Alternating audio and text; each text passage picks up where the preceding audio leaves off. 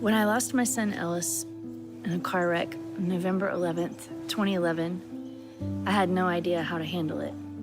It was a Friday. I was in a small room with strangers when an officer told me. The officer allowed the brother of another victim to be in the room with us at the hospital. It was so small that we sat knee to knee. He said something to me that I will never forget. You should be glad that your son is dead instead of filleted open in there like my brother. The days after that were a blur. I wasn't able to get any care for my grief. I don't have insurance. The system has always failed me. We've always fallen in between the cracks.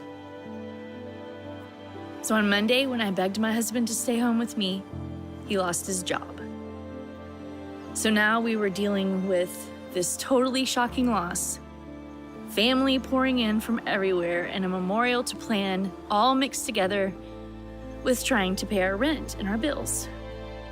The nonprofits where I work were so kind. They gave me as much time as I needed, but I had to go back to work to pay the bills and to pay the rent. I was distraught. I had no idea what to do. The first time I tried to go to work, I accidentally drove onto a military base. When I finally arrived at the Boys and Girls Club, I was crying so hard that I went to the restroom to try to compose myself, and I shut my hand in the bathroom door. I left without being able to teach, and I cried all the way home. I could imagine having time to grieve without working. I could imagine debt relief, counseling, food on the table for my family. I could imagine being told my son was dead in a private and considerate way.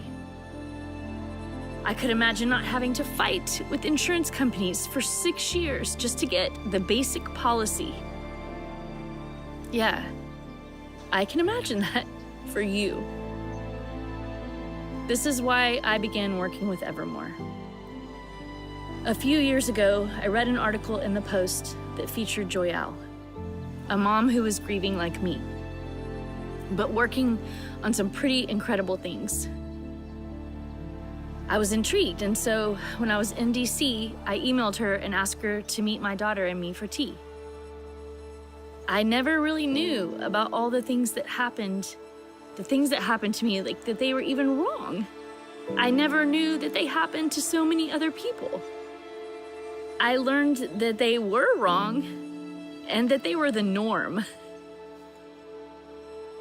So just before COVID struck, I got a call from Joyelle saying she was trying to get congressional support for Evermore. Someone to lead a letter to add bereavement care as a provision to the United States budget. So I picked up the phone and I called my representative, Congressman Lloyd Doggett.